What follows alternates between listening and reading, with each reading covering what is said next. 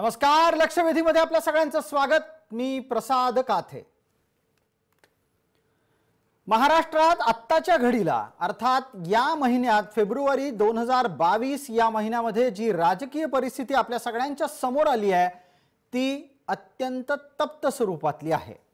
तसं पाहायला गेलं तर 29 नोव्हेंबर 2019 ला महाराष्ट्रामध्ये अधिकृतरित्या सत्तांतर झालं, मवियाची सत्ता आली आणि त्या दिवसापासून आज तागायत तरी हे सरकार स्थिर आहे असं सांगण्याच्यासाठी एकही दिवसाची संधी सत्ताधाऱ्यांनी गमावली नाही।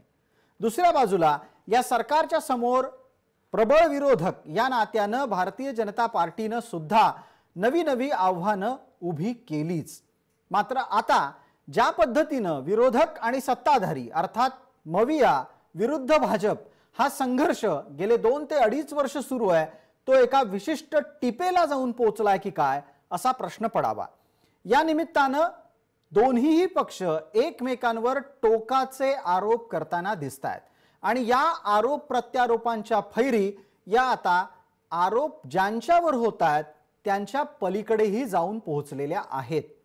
सर्वसाधारणपणे राजकारणात आणि त्याचबरोबर गुन्हेगारी जगतामध्ये सुद्धा हा नियम पाळला जातो की कोणीही कोणाच्याही कुटुंबाला लक्ष्य करायचं नाही, जे काही असेल ते आपापसात। मात्र आत्ताच्या घडीला सुरू झालेल्या शब्दबाणांमध्ये हा नियम पाळला जातोय का आणि या प्रकारच्याच भूमिकेमुळे वातावरण प्रचंड गरम झालेलं आहे का?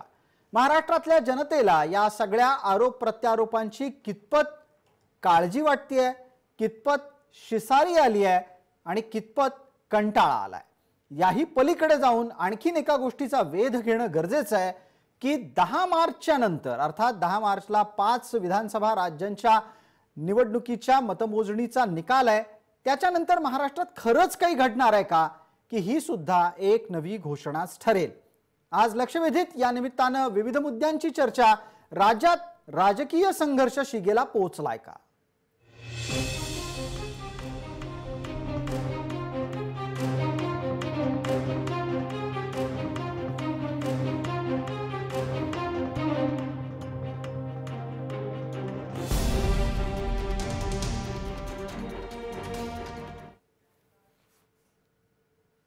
या चर्चेसाठी आपल्या सोबत सहभागी झालेल्या मान्यवरांचा मी आपल्याला पटकन परिचय करून देतो। आपल्या सोबत राजकीय विश्लेषक या नात्यानं 2 मंडळी आहेत। एक संजयजी ठाकूर आहेत, आपल्या सोबत जयंतराव माइंडकर आहेत, त्याचबरोबर शिवसेनेचे प्रवक्ता, मुख्यमंत्र्यांचे कृषी सल्लागार आणि वसंतराव नाईक स्वावलंबी मिशनचे पदाधिकारी, राज्यमंत्री दर्जा प्राप्त किशोर तिवारी आपल्या सोबत आहेत आणि आपल्या सोबत भारतीय जनता पार्टीचे आमदार सिद्धार्थजी शिरोळे आहेत। सर्व मान्यवरांचं चर्चेमध्ये स्वागत। माझा पहिला प्रश्न संजय ठाकूर यांना असणार आहे। संजयजी, जे शीर्षक आहे तोच आपल्यासाठीचा प्रश्न मी उपस्थित करतो। राज्यात राजकीय संघर्ष टिपेला गेलाय का यानंतरही अजून काही होणं बाकी आहे?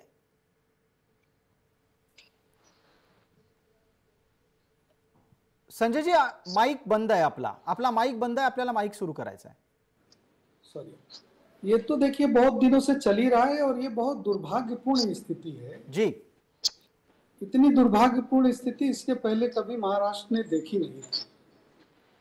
एक तरफ सत्ता पक्ष के लोग, विपक्ष तो आक्रामक होगा ही, लेकिन सत्ता पक्ष के लोगों ने जिस तरह से संजय राउत का इस्तेमाल किया है, अब समझ में नहीं आता है कि इस गठबंधन के जो पार्टियां हैं उसमें से स्वयं शिवसेना संजय राउत जी का इस्तेमाल कर रही है या कोई और पार्टी संजय राउत जी का इस्तेमाल कर रही है। फिर उनको ये सबूत देना पड़ रहा है कि शिवसेना मेरे साथ है, इसलिए शिवसेना भवन में आके उनका उस दिन का जो प्रेस कॉन्फ्रेंस करना, और शिवसेना भवन में भी कोई बड़ा शिवसेना का, क्योंकि शिवसेना के सारे बड़े नेता यहीं उपस्थित होते हैं मुंबई में, और कोई उस दिन उपस्थित था नहीं।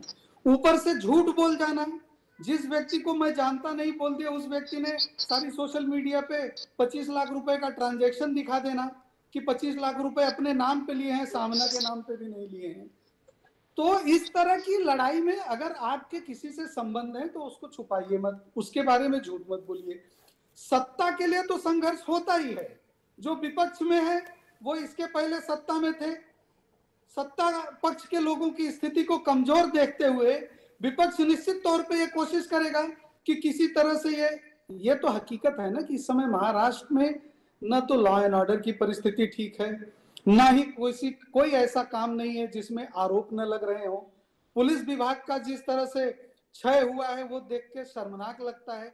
इतनी महान मुंबई पुलिस जिसके पूरे विश्व में चर्चे किए जाते हो, अगर वहां पे भी कमिश्नर रैंक तक के अधिकारियों को इस तरह से, और जो सारे प्रकरण आए हैं ये सारा प्रकरण दुर्भाग्यपूर्ण है। और सत्ता के विपक्ष तो हमला करेगा, जिम्मेदारी किसकी ज्यादा बनती है? जो सत्ता पक्ष में बैठे हुए लोग हैं, और सत्ता पक्ष में भी बैठे हुए बड़े से बड़े महारथी हैं, कोई नौसिखिए लोग नहीं हैं जी। तो ये उन लोगों की जिम्मेदारी बनती है कि इस तरह की परिस्थिती महाराष्ट्र के सामने निर्माण न होने दे। बिलकुल, पटकन पुढचा मुद्दा घेऊन जातो किशोर तिवारी ना। किशोर तिवारी थोड्याशा वेळाने जोडले गेले, त्यामुळे मला हे विचारावं लागतंय, किशोरजी आवाज नीट आपल्यापर्यंत येतोय आणि आधी जे बोललं गेलं ते आपण ऐकलेलं आहे का? नाही, मी आता मला वाटतं श्रीनारायण तिवारी बोलत होते. नाही, संजय ठाकूर बोलतायत. संजयजी ठाकूर यांनी दोन प्रमुख मुद्दे मांडले. त्या दोन प्रमुख मुद्द्यांमधला एक पहिला मुद्दा तर असा आहे की जी स्थिती आता महाराष्ट्रामध्ये निर्माण झालेली आहे ती अत्यंत दुर्भाग्यपूर्ण आहे. आणि दुसरा मुद्दा त्यांनी कळीचा मुद्दा असा मांडला की संजय राऊतांचा वापर होतोय. संजय राऊतांचा वापर नक्की करतोय कोण, हा तुमच्यासाठीचा प्रश्न किशोरजी. हे बघा प्रसाद, परिस्थिती महाराष्ट्रात दुर्भाग्यपूर्ण आहे आणि संजय ठाकूर यांनी त्याचं खापर आमच्यावर फोडलं. बघा, जेव्हापासून युती तुटली तेव्हापासून असं संबंध निर्माण झाले की आम्ही सगळे भ्रष्ट झालो. आम्ही भ्रष्टाचाराचे विक्रम करत आहोत. आणि मला एक सांगा, तुम्ही 100 कोटीचा आरोप आणि नंतर आता ते ज्या प्रकारे आरोप लावतात आपले किरीट सोमय्या, त्यांच्या आरोप लावण्याची पद्धत बघा. आणि याच्यामुळे काय झालं की महाराष्ट्रामध्ये, मी फार विचारपूर्वक बोलत आहोत, संजयजी माझ्याशी, सिद्धार्थ सुद्धा याच्याशी हे करेल की मागील 30 वर्षात यांची एक भाजप आणि शिवसेनेची एक वोट बँक आहे आणि त्या वोट बँक मध्ये असला प्रकार होणे हे सगळ्यांनाच घातक आहे.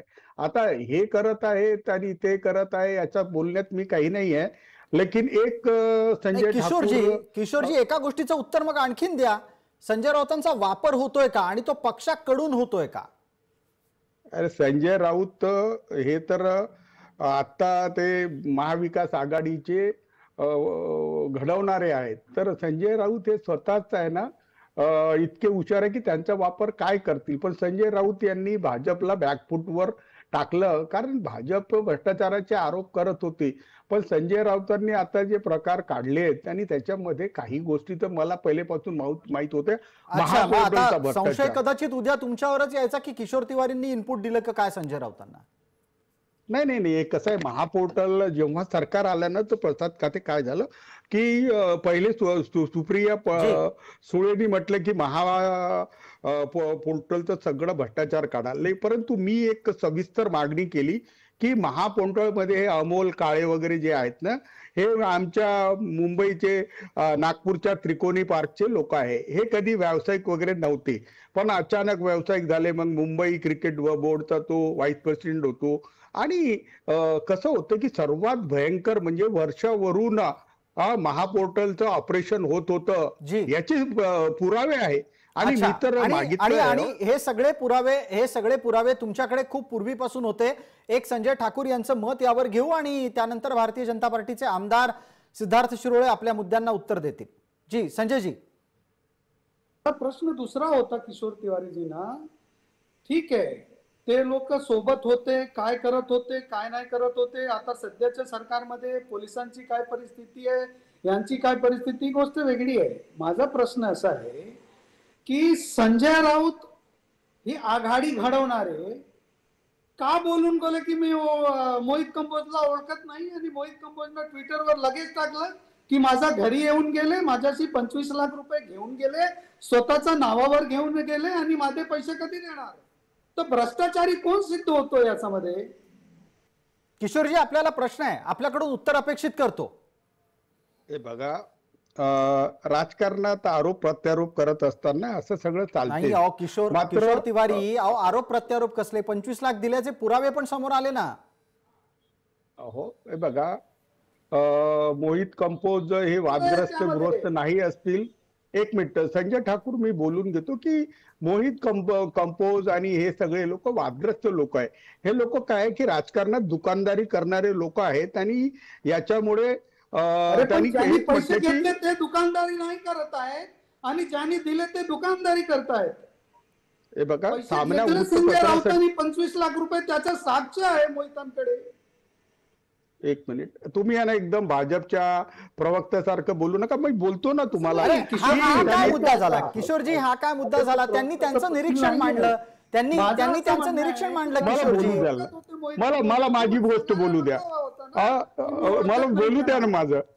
नाही संजय ठाकूरजी, मी तुमचा खूप आदर करतो, मला बोलू द्या.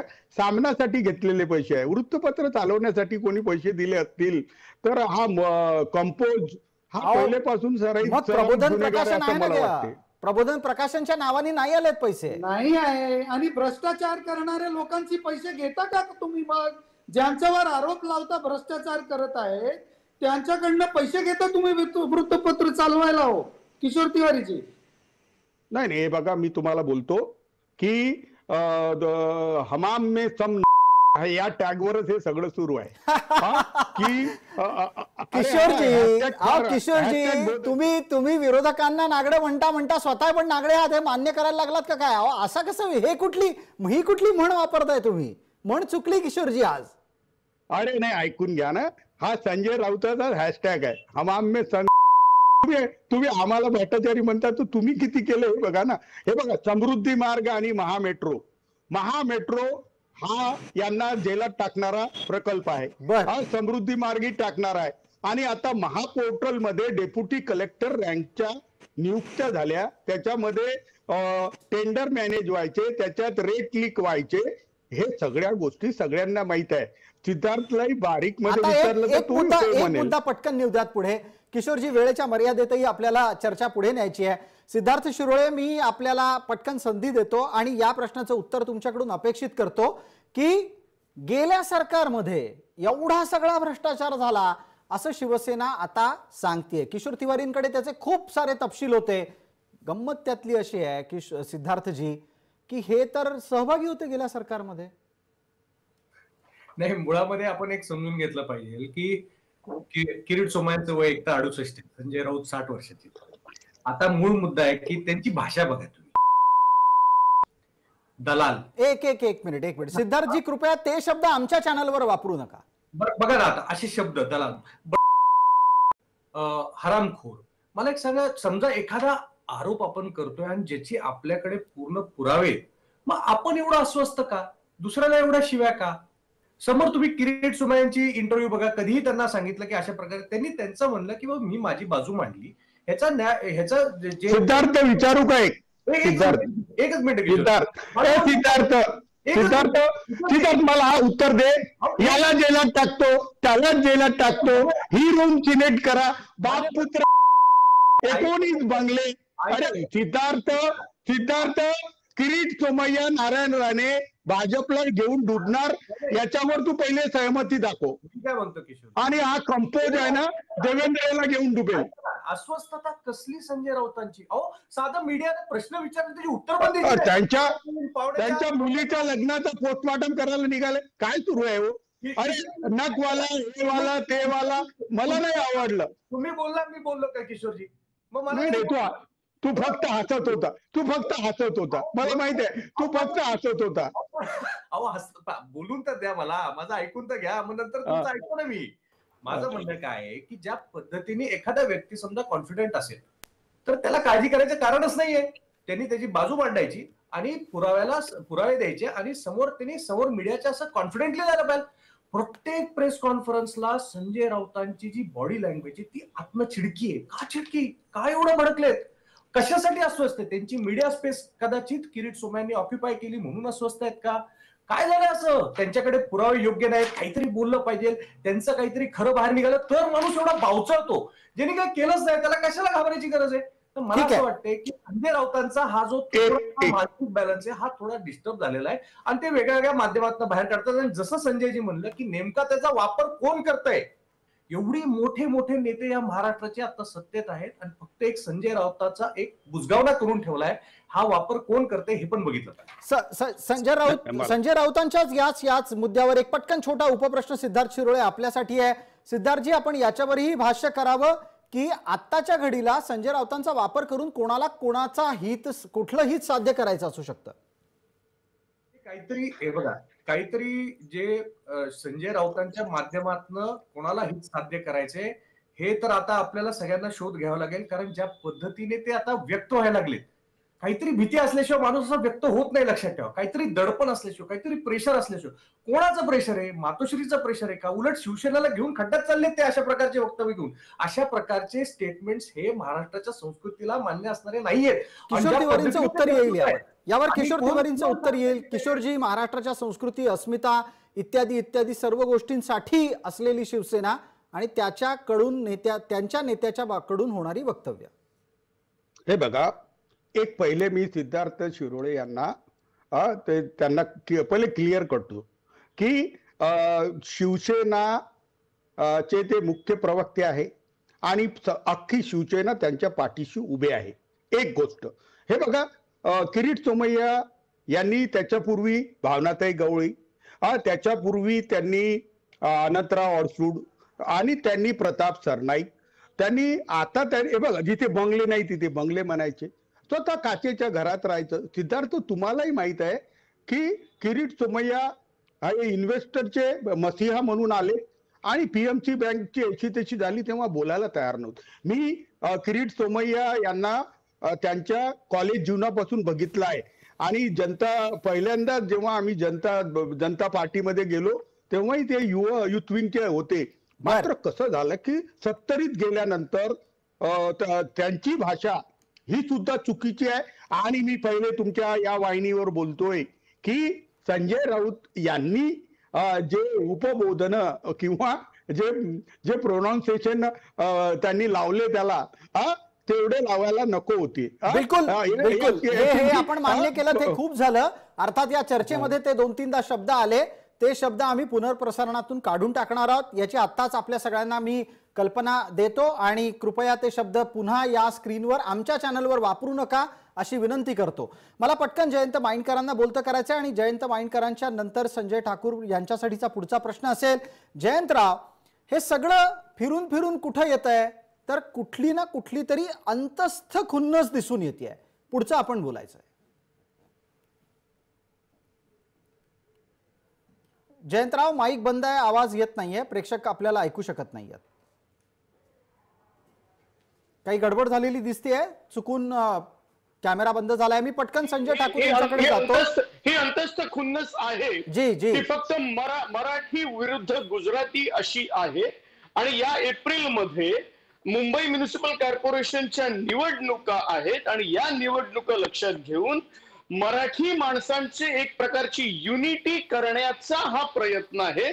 मराठी विरुद्ध गुजराती हा वाद उभा करून आपल्या 100हून जास्त जागा 236च्या मुंबई म्युनिसिपल कॉर्पोरेशनच्या सभागृहात, ज्याच्यामध्ये 40,000 कोटीचं एखाद्या राज्याहून मोठं असलेलं बजेट आहे, आपली ग्रीप, आपला जो सिटाडेल आहे, आपला जो मेन फोर्ट आहे तो इंटॅक्ट ठेवायचा हा प्रश्न आहे. संजय राऊतांचे शब्द बघा. मला आपल्याला आणखीन एक उपप्रश्न विचारायचा आहे. मराठी माणूस मराठी माणूस मराठी माणूस, त्या मराठी माणसाला नेता भ्रष्टाचार करतो हे चालतं का? मला एक सांगा, अगदी बरोबर आहे तुमचा प्रश्न. जसा नेता भ्रष्ट असलेला चालतो, जसा शेतकऱ्यांचा मसीहा शेतकऱ्यांच्या अंगावर गाड्या घालणारा चालतो, जसा एखादा दलितांचा नेता हा दलितांच्या वरच काही इतर आरोप भ्रष्टाचार करणारा चालतो, तशा प्रकारच्या या घटना आहेत. मराठी म्हणत शिवसेनेच्या हातनं किती वेळेला मराठी माणसांवरही अन्याय झालेला आहे का, तर मी मान्य करीन, हो, अशाही घटना असू शकतात. ठीक आहे. पटकन संजय ठाकूर यांच्यासाठीचा पुढचा प्रश्न. संजय ठाकूरजी, ज्या पद्धतीनं मतांचं ध्रुवीकरण, समाजाचं ध्रुवीकरण अपेक्षित करून काहीही करून मुंबई महानगरपालिका मिळवायची आहे, तसे प्रयत्न भारतीय जनता पार्टीच्या कडूनही होत आहेत का आणि तसे प्रयत्न शिवसेनेकडून होत आहेत का? मुळात या सगळ्या घटनाक्रमाकडे मुंबईकर मतदार स्पष्टपणे नाराजी दर्शक दृष्ट्या पाहतोय का? देखिए, महाराष्ट्र के लोगों को ये बात समझ में आ गई है कि इन लोगों को जब न्यायप्रिय सरकार की गवर्नेंस करते समय, सरकार की तरह काम करते समय आप शिवाजी महाराज के आदर्श का पालन नहीं करेंगे, मराठी मानुष के हितों की रक्षा नहीं करेंगे, लेकिन जब आपके ऊपर कोई आरोप लगेगा तो आप मराठी मानुष और शिवाजी महाराज की आड़ लेके उनके पीछे छुप के आप इस तरह के प्रश्न आगे करके इस तरह का जो है एक तरह का ध्रुवीकरण करने का प्रयास करते हैं। लेकिन यह प्रयास महाराष्ट्र के लोगों के समझ में आ चुका है। संजय राउत को यह पता होना चाहिए कि अब संजय राउत के झगड़ा कराने से यहाँ कोई लड़ने वाला नहीं है, ना कोई मानने वाला है। हाँ, संजय राउत ने एक जरूर आइडिया दे दी बीजेपी के लोगों को कि अगली बार हम लोगों के ऊपर आरोप लगाना हो तो किसी मराठी नेतृत्व को आगे करके ये सारे प्रश्न पूछिए ताकि उनका ये प्रश्न उपस्थित ना हो सके। ये दुर्भाग्यपूर्ण है कि आप, अरे संजय राउत कितने होशियार आदमी हैं। संजय राउत पे भ्रष्टाचार के आरोप लगे तो उन्होंने मैं भ्रष्टाचारी नहीं हूं इसका साक्ष्य देने के बजाय उन्होंने सीधे सीधे मातोश्री और ठाकरे परिवार के ऊपर प्रश्न खड़ा कर दिया। आवश्यकता नहीं थी उसकी, उनको क्या जरूरत थी ठाकरे परिवार के कितने बंगले हैं और कितने हैं उसकी बात करने की। वहां पे तो बात हो रही थी संजय राउत के भ्रष्टाचार की। तो संजय राउत इसी तरह का काम करते हैं। इसीलिए मैं पूछ रहा हूं कि शिवसेना नेतृत्व तो संजय राउत को इसकी इजाजत दे रहा है या महाराष्ट्र में बैठा कोई दूसरा व्यक्ति संजय राउत का इस्तेमाल कर रहा है? क्योंकि संजय राउत से प्रश्न पूछा कुछ जाता है और संजय राउत उत्तर कुछ और देते हैं। ये बात महाराष्ट्र के लोगों को समझ में आ रही है। जी संजय जी, एक ताजा सूचना आ रही है और आज के पूरे दिन को देखकर इस सूचना को देना, साझा करना जरुरी आहे। नवी घटना समोर येते आणि ते आहे नारायण राणेंचं ट्विट। नारायण राणेंच्या ताज्या ट्विट मधल्या तपशिलाचा संदर्भ थेट मातोश्रीशी दिला जातोय। आज काय घडलंय हे आपल्या सगळ्यांना ठाऊक आहे। नारायण राणे यांचं मुंबईतलं घर आणि त्या घराच्या निमित्तानं बेकायदा बांधकामाची नोटीस त्यांच्यापर्यंत पोहोचलेली आहे। या घराच्या निमित्तानं म्हणजे या नोटीसच्या निमित्तानं घराची चाचपणी, घराची मोजणी करण्याच्यासाठीचे आदेशही निघालेत असं समोर येत आहे। हे सगळं घडण्याच्या नंतर आत्ताच्या ताज्या घटनाक्रमात नारायण राणे ट्विट करून असं म्हणतायत की मातोश्रीतल्या काही जणांच्यासाठी ईडीची नोटीस तयार आहे। सुशांत सिंग आणि दिशा सालियन आत्महत्या प्रकरणाचा ही उल्लेख त्यांनी ट्वीट मध्ये केलेला आहे। हे सगळा प्रकार काय आहे? संजय ठाकूर आपल्याकडून एका मिनिटात उत्तर अपेक्षित करतो। देखिए, ऐसा है कि मैं फिर यही कह रहा हूं कि राजनीतिक संघर्ष में यही चीज, ये अपेक्षित नहीं थी चीजें जो हो रही हैं, लेकिन किसी ने कहा क्या रे तो दूसरा बोलेगा हाँ रे। ये तो प्रतिक्रिया है। मैंने पहले ही कहा कि जो विपक्ष है वो विपक्ष में है, वो आक्रामक होगा, लेकिन जिम्मेदारी ज्यादा सत्ता पक्ष की है कि जो वस्तु स्थिति है उसको सामने रख के सत्ता पक्ष दूध का दूध और पानी का पानी करे। लेकिन ये तो सत्य है ना, यथार्थ सत्य है ना कि जब से ये सरकार आई है तब से महाराष्ट्र मुंबई की पुलिस के बारे में जिस तरह की घटनाएं सामने आई, भ्रष्टाचार के जिस तरह से मामले आए, किशोर तिवारी जी कह रहे हैं कि किरीट सोमैया आरोप लगाते हैं, तो उन आरोपों के बाद एजेंसी जहां जा रही हैं वहां पे अगर पैसे मिल रहे हैं, पेपर मिल रहे हैं और अगर बेनामी संपत्तियां मिल रही हैं, अगर वो चीजें दिख रही हैं सामने, तो महाराष्ट्र की जनता को आप कैसे जवाब दोगे? ठीक आहे, किशोर तिवारींकडे कदाचित उत्तर तयार दिसतंय, त्यांचा हात वर झालाय। किशोर जी बोला, आपल्यासाठीचा 1 मिनिटाचा वेळ उरलाय। देखो, मैं संजय ठाकूर सुद्धा भक्तांच्या लाईनीत बसले, मला फार वाईट वाटलं। एक मी सांगतो तुम्हाला की हा काय तर्क आहे किशोर जी? मान्यता प्राप्त पुरस्कृत मंत्री तुम्ही आहात, तुम्ही भक्त किंवा एजंट सारखा बोलू शकता। माझ्यावर काय कुणाचा उपकार नाही, मला कोणीही काय दिलेलं नाही। तुम्ही पुरस्कृत आहात, माफी म्हणतो ठाकूरजी, माफी म्हणतो। अरे मला बोलू द्या, अरे मला बोलू द्या। एक मी बोलतो की मागील 30 वर्षात आम्ही एकदम चारित्र्य संपन्न होतो आणि एकदा यांच्याची फारकत घेतली की आम्ही भ्रष्ट झालो, इतके भ्रष्ट झालो। 19 बंगले, तिथे झाडं दिसत आहे आणि ते त्यांची कन्स्ट्रक्शन कंपनी बघा, आणि 4 कोटी 400 कोटीची जागा, हे बघा कसं आहे की मी जो हॅशटॅग मागे लावला आहे ना की हमाम में सब नंगे, हा सगळ्यांसाठी लागू होतो की तुम्ही सार्वजनिक राहत असताना, तुम्ही सार्वजनिक सेवा करत असताना तुमच्या हजारो कोटीच्या संपत्ती होतात कशा, आणि याचं उत्तर तुम्हाला समाजाला द्यावं लागेल. अगदी अगदी किशोर तिवारी हे प्रश्न सगळ्यांसाठीच लागू पडतील. आपल्याला वेळेची मर्यादा आहे. जाता जाता पटकन आपल्या सोबत असलेल्या इतर 2 मान्यवरांनाही बोलतं करायचंय. मला पटकन जयंतरावांना विनंती आहे 30 सेकंदात आपण सांगायचं, सार्वजनिक सेवा करत असताना संपत्ती आली कुठून याचा जाब जनता मागते का आणि तिला तो हवा असतो का? आपण माईक सुरू करायचा आहे. जयंतराव, आवाज बंद आहे आपला. आज काहीतरी गडबड होतीये सातत्यानं. मागितला गेला पाहिजे. आवाज येतोय आता? बिलकुल येतोय, बोला.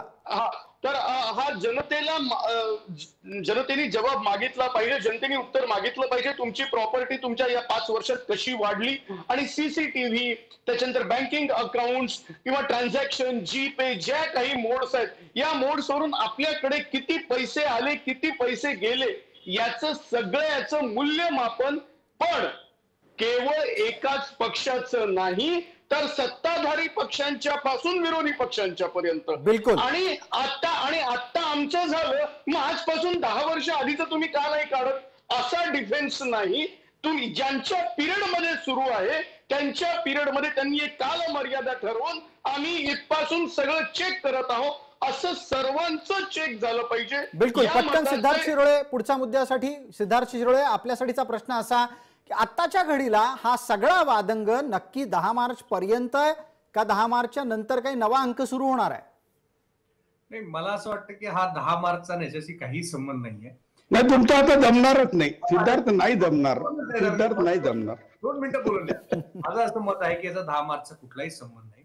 हे जे आपण जे पेरतो तेच उगवतं प्रसादजी. त्याच्यामुळे जे शिवसेनेने पेरलंय ते संजय राऊतांच्या माध्यमातून उगवलेलं आहे. आणि संजय राऊत, लिहून घ्या, संजय राऊत हा व्यक्ती असेल जो काळ ठरवेल की शिवसेनेला बुडवणारा हा संजय राऊत असतील. लक्षात ठेवा, ही काळ ठरवेल. सगळे चुकीचे निर्णय जे शिवसेनेने मागच्या गेल्या 2-2.5 वर्षात घेतलेत, जे कुठं झुकले नव्हते, जिथं जिथं नाही झुकलं पाहिजे तिथं जाऊन झुकलेत, अशी शिवसेनेचा जो काळानंतर जो त्यांचा जे परिणाम त्यांना भोगायला लागणार, त्यांचा फक्त ठीक आहे, ते कोणामुळे झालं ते संजय राऊतांमुळे झालं.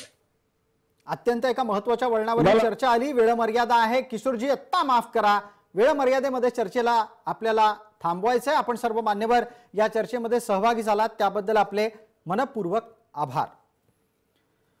लक्षवेधीच्या या भागामध्ये तुर्तास इतकंच. सर्व प्रेक्षकांना जय महाराष्ट्र.